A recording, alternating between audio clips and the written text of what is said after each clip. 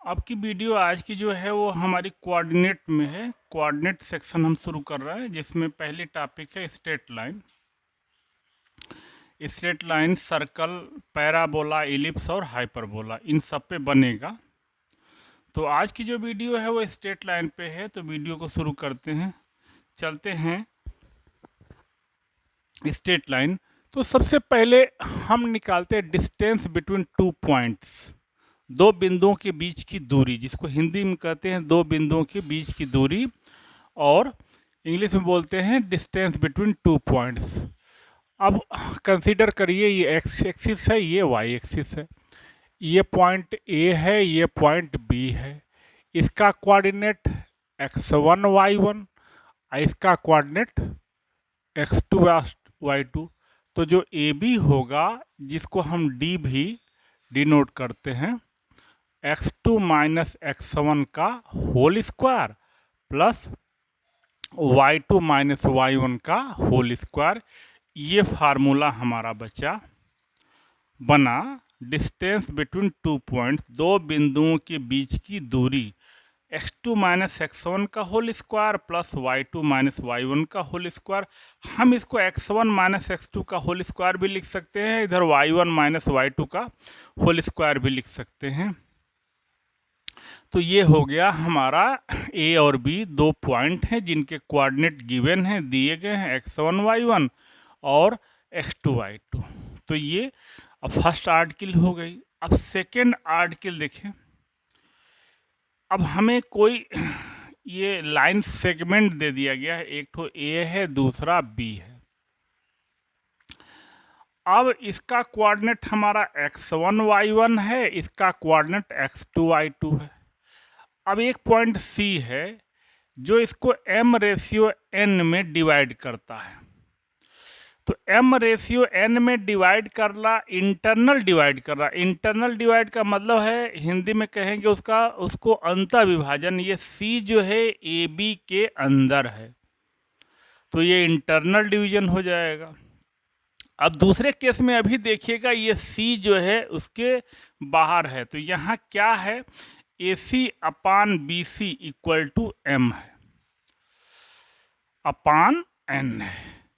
अब हम अगर कर लें कि लेट C का कोऑर्डिनेट x बार y बार है, तो हमारा x बार क्या हो जाएगा, देखें, nx1 plus nx7 plus mx2 अपान m प्लस n, और y बार बराबर क्या हो जाएगा, nn y1 plus m y2 अपान m प्लस n। ये रहा हमारा इंटरनल डिवीजन, जिसको हिंदी में कहते हैं आंतरिक विभाजन। और इसके लिए AC ratio BC equal to m upon n। ये C पॉइंट जो है वह AB के अंदर है, तो हम इसको हिंदी में अंतर विभाजन कहते हैं और इंग्लिश में इंटरनल डिवीजन कहते हैं। अब दूसरा डिवीजन देख लीजिएगा, क्या हो जाएगा हमारा, ये पॉइंट A है, ये पॉइंट B है और ये पॉइंट C है।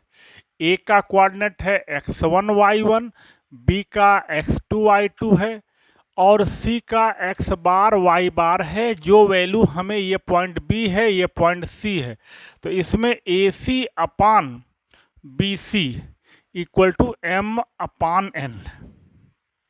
AC अपान BC ये जो है हमारा m अपान n है। तो यहाँ x बार हो जाएगा हमारा nx1 माइनस mx2 अपान m माइनस n, और y बार हो जाएगा हमारा n y1 minus m y2 अपान m माइनस n। ये y बार हो गया। इससे हम ऑर्डिनेट निकालेंगे और इससे एब्सिसा निकालेंगे। हिंदी में एब्सिसा को भुज कहते हैं और ऑर्डिनेट को कोटि कहते हैं। तो ये है हमारा इंटरनल डिवीजन और ये है एक्सटर्नल डिवीजन। इंटरनल डिवीजन जो वो पॉइंट होता है अंदर होता है, और एक्सटर्नल डिवीजन का जो पॉइंट होता है वो बाहर होता है। तो आप दो चीज़ जाने, पहला जाने डिस्टेंस बिटवीन टू पॉइंट्स, जिसको हिंदी में कहते हैं दोनों बिंदुओं के बीच की दूरी, और ये लाइन सेगमेंट का इंटरनल और एक्सटर्नल डिवीजन है, रेखाखंड का, जिसको हिंदी में कहते हैं रेखाखंड का अंतः विभाजन और ये रेखाखंड का बाह्यतः विभाजन। एक चीज ध्यान देंगे हम कि m/n है तो a से c m है और b से c जो है n है, और यहाँ एक्सटर्नल डिवीजन में a से c वही चीज m है और b से c जो है हमारा n है, यहाँ लिखा हुआ है। तो अब देखें, ये हो गया। इसके बाद कुछ पॉइंट्स होते हैं जो ट्रायंगल से रिलेटेड होते हैं, बड़े इंपॉर्टेंट पॉइंट्स होते हैं जो ट्रायंगल से रिलेटेड होते हैं, और एक एक को देखा जाए। इन पे क्वेश्चंस बहुत ज़्यादा आते हैं, लड़का कंफ्यूज करता है, एक एक को ध्यान से देखना होगा। तो पहला जो है हमारा, जिसको ये मान लीजिए हमारा एक ट्रायंगल है ए बी और सी, इसका कोऑर्डिनेट x1 y1, इसका कोऑर्डिनेट x2 y2, इसका कोऑर्डिनेट x3 y3। अब ये वर्टेक्स ए है तो ये साइड जो होगी हमारी स्मॉल ए हो जाएगी, ये वर्टेक्स बी है तो ये साइड स्मॉल बी हो जाएगी, ये वर्टेक्स सी है तो ये साइड स्मॉल सी होगी, ये एंगल कैपिटल ए, ये एंगल कैपिटल बी, ये एंगल कैपिटल सी। तो ये ट्रायंगल के बारे में होता है। तो पहला जो है हमारा सेंट्रायड होता है, जिसको हिंदी में हम कहते हैं गुरुत्व केंद्र, सेंट्रायड, जिसको हिंदी में कहते हैं गुरुत्व केंद्र। तो ये सेंट्रायड कैसे निकलता है, इस चीज को देखिए। तो सेंट्रायड निकालने के लिए इस वर्टेक्स को इसके मिड पॉइंट से मिलाएंगे, इस वर्टेक्स को इसके मिड पॉइंट से मिलाएंगे मध्य बिंदु से, और इस वर्टेक्स को इसके मिड पॉइंट से मिलाएंगे। देखिए हम मिड पॉइंट से मिला रहे हैं, जहां एक दूसरे को इंटरसेक्ट करेंगे, एक ही पॉइंट से पास होंगे, ये जो होगा हमारा जी होगा, जी। तो अब यहाँ अगर हम रख देते हैं P रख देते हैं, यहाँ Q रख देते हैं और यहाँ R रख देते हैं, तो इसमें एक रेशियो भी होता है AG और रेशियो GP इक्वल टू 2:1। मतलब जो मीडियन होती हैं एक दूसरे को 2:1 में डिवाइड करती हैं, और जहाँ एक दूसरे को इंटरसेक्ट करती हैं, जी जो होता है वह सेंट्रायड होता है, जिसको हिंदी में हम क्या कहते हैं, गुरुत्व केंद्र कहते हैं। तो अब जी का कोऑर्डिनेट अगर हम निकालना चाहें, हम जी का कोऑर्डिनेट अगर x बार y बार मान लें, तो x बार हो जाएगा x1 plus x2 plus x3 अपान 3, और y बार इक्वल टू हो जाएगा y1 plus y2 plus y3 अपान 3 हो जाएगा। तो ये x बार के लिए हुआ, यह y बार के लिए हुआ, जो कि सेंट्रायड का, जिसको सेंटर ऑफ ग्रेविटी भी बोलते हैं, ये कोऑर्डिनेट हुआ। यहाँ तीनों वर्टेक्स के कोऑर्डिनेट गिवन रहेंगे। तो अब एक चीज़ और जान लीजिएगा, इस पे क्वेश्चन आता है कि ये जो मीडियन होती हैं किस रेशियो में एक दूसरे को डिवाइड करती हैं। तो जितनी मीडियन होती हैं एक दूसरे को 2:1 में डिवाइड करती हैं, 2:1 में। BG upon GQ equal to 2:1, CG और रेशियो GR का 2:1, और ऊपर वाले का तो हमने लिखा ही लिखा है। तो पहला हमारा निकला सेंट्रायड। अब सेंट्रायड के बाद दूसरा देखिए क्या चीज होता है, दूसरा जो होता है वह इन सेंटर होता है, इन सेंटर होता है, जिसको हम हिंदी में कहते हैं अंतः केंद्र। इन सेंटर हिंदी में कहते हैं अंतः केंद्र, और इंग्लिश में बोलते हैं इन सेंटर, और ये सर्कल से भी रिलेटेड है, वृत्त से भी रिलेटेड है। तो इन सेंटर कैसे हम निकलता है ये जान लीजिएगा। ये वर्टेक्स ए है, ये बी है और ये सी है। ये x1 y1 है, ये x2 y2 है और ये x3 y3 है। तो इस एंगल और जो एंगल हैं हमको इनका इंटरनल बाइसेक्टर को ड्रा करते हैं। इंटरनल बाइसेक्टर का मतलब होता है अर्धक, अंतः अर्धक, जो इसको बाइसेक्ट करे, आधे पर इस एंगल को दो भागों में बांट दे, उसको बाइसेक्टर बोलते हैं। तो ये इंटरनल बाइसेक्टर है, इसका ये इंटरनल बाइसेक्टर है, इसका ये, मतलब क्या हुआ, ये एंगल इक्वल हुआ, ये एंगल इक्वल हुआ, ये एंगल इक्वल हुआ, तभी तो बाइसेक्टर हुआ। जहां एक दूसरे को इंटरसेक्ट करते हैं, यही जो है हमारा इन सेंटर कहलाता है।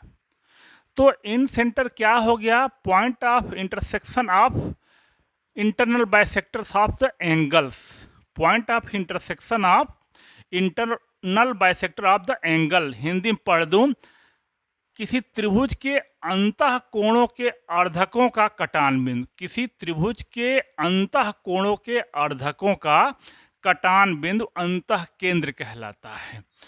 अब इसको हम आई से डिनोट करते हैं। अब इसको हम सेंटर लेकर के और तीनों साइड पे परपेंडिकुलर ड्रा करेंगे, तो वो हमको वह परपेंडिकुलर इक्वल होता है, और उसको लेकर के एक सर्कल ड्रा कर सकते हैं।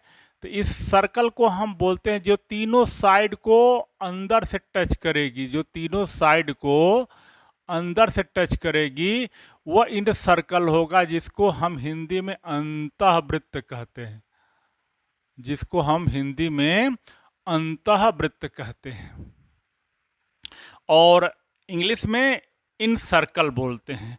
तो इसका सेंटर कैसे निकलेगा, अब सेंटर जब निकल जाएगा तो हमारा काम बन जाएगा। तो आई का कोऑर्डिनेट अगर एक्स वाई ये है बार है, तो एक्स बार होता है हमारा, क्या होता है देख लीजिएगा, यह वर्टेक्स ए है तो ये साइड स्मॉल ए हो जाएगी, ये वर्टेक्स बी है तो ये साइड स्मॉल बी हो जाएगी, ये वर्टेक्स सी है तो ये साइड स्मॉल सी हो जाएगी। तो ये हो जाएगा A x1 plus B y1 plus C z1, sorry, A x1 B x2 C x3 upon A plus B plus C, और y डैश इक्वल टू क्या हो जाएगा, A y1 plus B y2 plus C y3 upon A plus B plus C. ये हमारा abscissa निकालने का formula है, और ये जो है ऑर्डिनेट निकालने का फार्मूला है। एब्सिसा को हिंदी में भुज बोलते हैं, ऑर्डिनेट को हिंदी में कोट बोलते हैं। तो ये फिर से जान लीजिएगा हम कैसे इसको निकाले, कैसे खींचे। किसी भी ट्रायंगल में हमने क्या किया, ये जो एंगल्स हैं इनको बाइसेक्ट किया, तो जो बाइसेक्टर एक दूसरे को जहां पे इंटरसेक्ट कर रहे हैं वही हमारा इन सेंटर होगा, अंतः केंद्र होगा, और वहां से तीनों साइड पे परपेंडिकुलर ड्रा करेंगे, लंब खींचेंगे, तो वह तीनों परपेंडिकुलर जो होगा वह इक्वल होगा, और इसी को रेडियस कंसीडर करके हम सर्कल ड्रा कर लेते हैं। हम हर एक टॉपिक को हिंदी में और इंग्लिश में इसलिए बोलते हैं, या हिंदी बोर्ड का लड़का हो या इंग्लिश बोर्ड का लड़का हो तो समझ जाए। तो दो सेंटर हो गया, पहला हो गया हमारा सेंट्रायड हो गया, और दूसरा हो गया इन सेंटर हो गया। अभी दो ही नहीं है, और है हमारा आर्थो सेंटर है, सरकम सेंटर है, एक्स सेंटर है, तीन सेंटर और हैं। तो उनको भी देखिए कि वह सेंटर कैसे निकलते हैं। दो तो क्लियर हुआ होगा।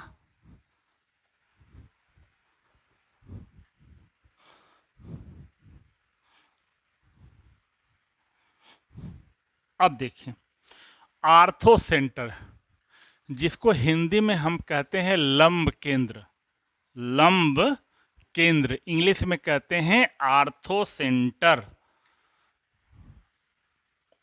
आर्थो सेंटर, हिंदी में कहते हैं लंब केंद्र। अब ये देखिए कैसे निकलता है। ये पॉइंट ए है, ये पॉइंट बी है, ये पॉइंट सी है। हम यहां से परपेंडिकुलर ड्रा करते हैं। अब जहां जाए जहां वो इसको इंटरसेक्ट करे। अब बी से परपेंडिकुलर ड्रा करेंगे, ये एंगल 90 डिग्री होगा, ये एंगल 90 डिग्री होगा, ये भी 90 डिग्री, ये भी 90 डिग्री, और ये जो है यहां से परपेंडिकुलर ड्रा किया गया। तो जहां पे एक दूसरे को, ये अब यहां से मिटा दी, एक दूसरे को इंटरसेक्ट किए, जहां एक दूसरे को इंटरसेक्ट किए, ये इसको हम डॉटेड दिखा दिए हैं, एक ठो को दिखा दिए हैं कि ये परपेंडिकुलर किया गया है।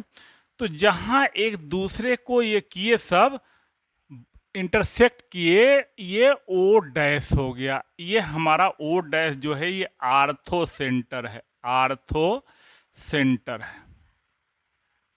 अब आर्थो सेंटर निकलता कैसे, फिर से समझ लीजिएगा।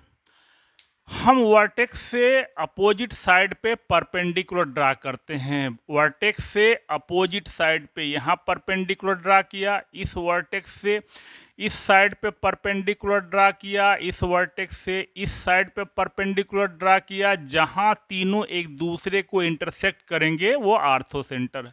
हिंदी में बोल दूं, इस सिर से सामने वाली भुजा पे हमने लंब खींचा, इस सिर से इस सामने वाली भुजा पे लंब खींचा, इस सिर से इस सामने वाली भुजा पे लंब खींचा। तीनों लंब एक दूसरे को जहां पे काटेंगे वही लंब केंद्र कहलाएगा। अब इसका कोऑर्डिनेट कैसे निकलेगा। अब जैसे देखिए सेंट्रायड का कोऑर्डिनेट और इन सेंटर का कोऑर्डिनेट तो बड़ा आसान होता है, वह सिमेट्रिकल होता है, याद करने लायक। इसका बहुत बड़ा होता है, तो इसका कोऑर्डिनेट पूछा ही नहीं जाता है। फिर भी अगर पूछा जाएगा तो हम बता दे रहे हैं कैसे निकाला जाएगा। देखिए हमको ए का, बी का और सी का ये निकला रहेगा, दिया रहेगा, गिवन रहेगा। ए का निर्देश कोऑर्डिनेट दिया रहेगा, बी का कोऑर्डिनेट दिया रहेगा, सी का कोऑर्डिनेट दिया रहेगा। तो हम ए बी का इक्वेशन निकाल लेंगे, बी सी का इक्वेशन निकाल लेंगे और ए सी का निकाल लेंगे इक्वेशन जिसको हिंदी में समीकरण कहते हैं। तो इन साइड का स्लोप निकाल लेंगे, प्रवणता निकाल लेंगे। तो अब प्रवणता जब निकल जाएगी तो मान लीजिए ये परपेंडिकुलर हमारा एल है। अब एल का इक्वेशन कैसे निकलेगा, एल का इक्वेशन निकालने के लिए एक पॉइंट ए तो दिया ही गया है ए। अब मुझे एल की स्लोप चाहिए, तो जो बीसी का स्लोप होगा, अगर बीसी का स्लोप 2 आ रहा है तो एल का स्लोप -1/2 आएगा, क्योंकि ये दोनों एक दूसरे के परपेंडिकुलर हो जाएंगे। तो जब एक पॉइंट मालूम हो गया और स्लोप मालूम हो गया तो एल का इक्वेशन निकाल लेंगे। इसी सिमिलरली हम इसका निकाल करके चाहे इसका निकाल करके दोनों को सॉल्व कर देंगे तो ये ओ डैश निकल जाएगा। तो ये थोड़ा सा लंबा होता है, क्वेश्चंस में, किसी क्वेश्चंस में हम निकाल के दिखा देंगे, कभी पूछा नहीं जाता है, केवल आपको हमने बता दिया।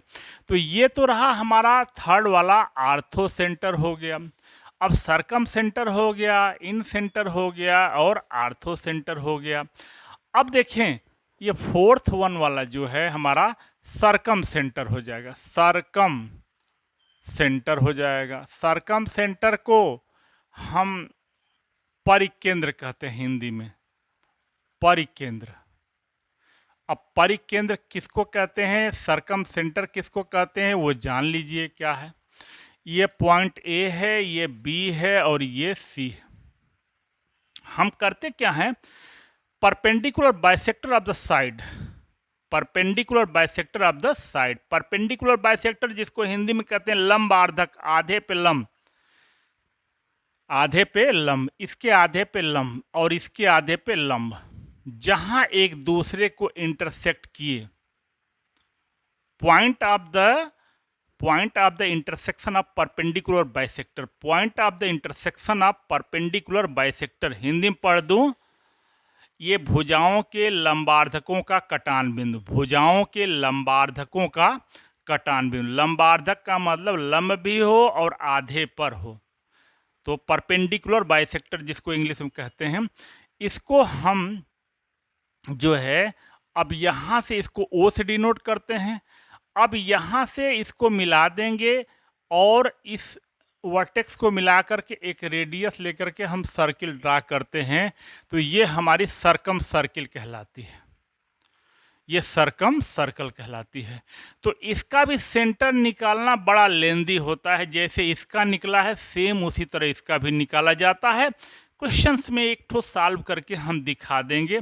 सेंटर का कोऑर्डिनेट, केवल सेंटर का कोऑर्डिनेट में वो सेंट्राइड का आसान होता है और इन सेंटर का आसान होता है, बाकी इन दोनों का बड़ा लेंदी होता है। फिर भी हम क्वेश्चंस में सॉल्व करके दिखाएंगे आपको। तो अब यहाँ देखिए 4 ठो सेंटर हो गया और एक ठो और आता है एक्स सेंटर या एक्स सर्कल, जिसको हिंदी में कहते हैं बाह्य केंद्र या बाह्य वृत्त। तो उसको समझ लीजिए क्या है। ये 5th वाला एक्स सेंटर, और हिंदी में कहते हैं बाह्य केंद्र। तो क्या होता है वो जान लीजिएगा। ये बी और सी, ये ट्रायंगल है, हमारा त्रिभुज है। किसी दो साइड को हम इसको बढ़ाते हैं, किसी दो साइड को बढ़ाना पड़ेगा। तो ये एंगल जो है, एक्सटर्नल एंगल जो है, जो बाह्य कोण है, इसको बाइसेक्ट करेंगे और इसको बाइसेक्ट करेंगे। जहां एक दूसरे को इंटरसेक्ट करेंगे यही हमारा एक्स सेंटर है। जहां एक दूसरे को, तो यहाँ से इस पे, यहाँ से इस पे, यहाँ से इस पे हम परपेंडिकुलर ड्रा करते हैं, वही रेडियस होती है। उसी रेडियस को ले करके हम सर्कल ड्रा कर लेते हैं। ये जो सर्कल बनती है, ये जो सर्कल बनेगी, दो साइड के बढ़े हुए भाग को टच करेगी, दो साइड को के बढ़े हुए भाग को टच करेगी और थर्ड साइड को बाहर से टच करेगी। तो ये रहा हमारा I1। इसका सेंटर आसान होता है। I1 का होता है हमारा, अगर ये x1 y1 है, B का x2 y2 है और C का x3 y3 है, तो I1 जो हो जाएगा हमारा ax1 plus bx2 plus cx3 upon minus a plus b plus c, यहाँ पे माइनस हो जाएगा। यह हमारा I1 के लिए यह x बार हो जाएगा और y बार क्या हो जाएगा, minus a y1 plus b y2 plus c y3 upon minus a plus b plus c। तो इस तरह 3 ठो सर्कल बनेगी। जब हम इस साइड को, इन दोनों साइड को बढ़ाए तो यहाँ बनी, इस साइड को और इस साइड को बनाएंगे तो यहाँ बनेगी, और इधर बनाएंगे तो तीसरी सर्कल बनेगी। तो सेंटर के लिए क्या ट्रिक होता है, देखिए, जब इस साइड ए को एक्सटर्नली टच कर रहा है तो ए वाला निगेटिव है, देख रहे हैं। जब इस साइड बी को एक्सटर्नली बाहर से टच करेगा तो ये दोनों बी निगेटिव हो जाएंगे, और जब इस साइड को सी वाले को टच करेगी सर्कल, तो ये सी वाला पोर्शन दोनों में निगेटिव होगा। तो अब देखें, अब तो आप को क्लियर हो गया होगा कि कितने ट्रायंगल से रिलेटेड कितने सेंटर होते हैं। तो अब इन पे कुछ नोट करने वाली बातें होती हैं जो कि कंपटीशन में आता है और याद रहता है, तो विद इन 10 सेकेंड हम उसका आंसर दे लेते हैं। अब क्या है, अब पहली बात यह होती है हमारे पास कितने सेंटर हो गए, उनको हम एक बार जिक्र कर लें। तो हमारा जो है पहला सेंट्राइड हो गया, सेंट्राइड हो गया। दूसरा क्या हो गया, सेंट्राइड के बाद हो गया हमारा इन सेंटर हो गया, इन सेंटर हो गया। थर्ड क्या हो गया, आर्थो सेंटर हो गया, आर्थो सेंटर हो गया। और फोर्थ क्या हो गया हमारा, सरकम सेंटर हो गया, सरकम सेंटर हो जाएगा। और फिफ्थ क्या हो जाएगा, एक से सेंटर हो जाएगा, ये फिफ्थ हो गया। लेकिन अब जैसे देखिए कोई इक्विलेटरल ट्रायंगल है, इक्विलेटरल ट्रायंगल जिसको हिंदी में कहते हैं समबाहु त्रिभुज।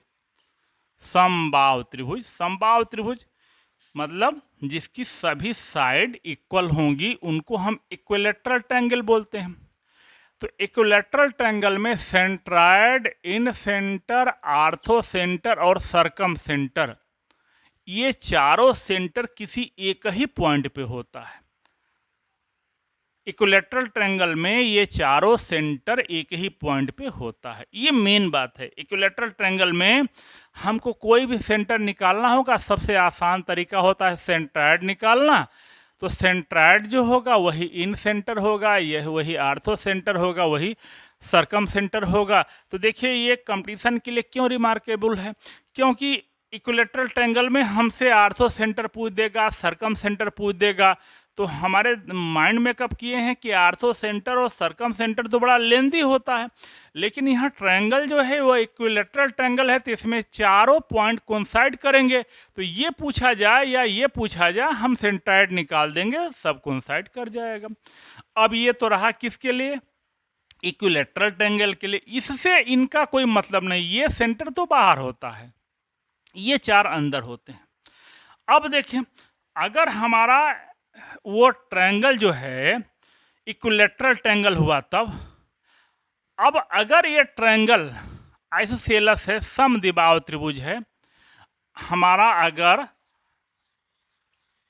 ये आइसोसेलेस ट्रायंगल है जिसको हिंदी में कहते हैं समद्विबाहु त्रिभुज, तो ये चारों पॉइंट सेंट्रायड, इन सेंटर, आर्थो सेंटर और सरकम सेंटर एक लाइन में होते हैं, कोलिनियर होते हैं, एक ही लाइन में होते हैं। किस केस में, जब हमारा समद्विबाहु त्रिभुज है जिसको आइसोसेलेस कहते हैं इंग्लिश में, अगर ट्रायंगल समद्विबाहु है, आइसोसेलेस है, तो ये चारों पॉइंट किसी एक लाइन में लाइज करेंगे। इक्विलेटरल ट्रायंगल पे तो कोइंसाइड कर जाएंगे, एक ही पॉइंट पे सभी हो जाएंगे, लेकिन आइसोसेलेस ट्रायंगल पे ये चारों पॉइंट किसी एक ही लाइन पे होंगे।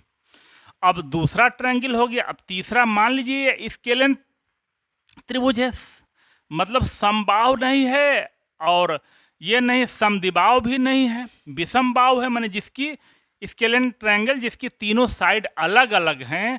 तब ये ortho centre, ortho centre, ortho centre और यह सेंट्रायड और जो है हमारा ये इन सेंटर। तो देखिए इक्विलेटरल ट्रायंगल के लिए हमने बता दिया, आइसोसेलेस ट्रायंगल के लिए बता दिया, और एनी ट्रायंगल में आर्थो सेंटर, सेंट्रायड और सरकम सेंटर ये तीनों एक लाइन में होते हैं। लंब केंद्र, गुरुत्व केंद्र और परिकेंद्र, हिंदी पढ़ दूं, लंब केंद्र, गुरुत्व केंद्र और परिकेंद्र एक सीधी रेखा में होते हैं। तो जैसे सीधी रेखा में होते हैं, आर्थो सेंटर ये ओ डैश है, सेंट्रायड हमारा जी है और सरकम सेंटर ओ है।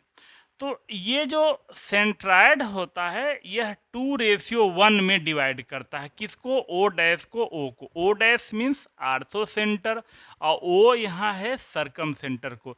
मतलब सेंट्रायड जो है आर्थो सेंटर और सरकम सेंटर को 2:1 में डिवाइड करता है। हिंदी पढ़ दूँ, गुरुत्व केंद्र जो होता है वह लंब केंद्र और परिकेंद्र को दो संबंधे एक के अनुपात में विभाजित करता है।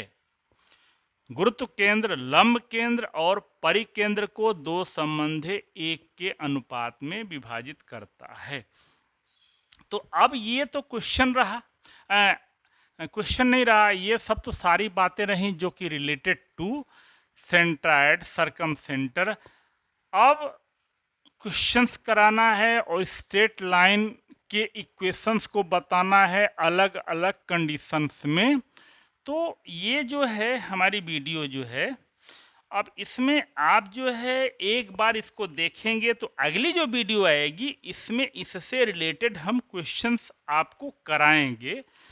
और वीडियो की लेंथ बहुत लंबी ना हो इसलिए हम वीडियो को यहीं पे ब्रेक करते हैं। Thank you. अगली वीडियो जो होगी स्ट्रेट लाइन पे होगी।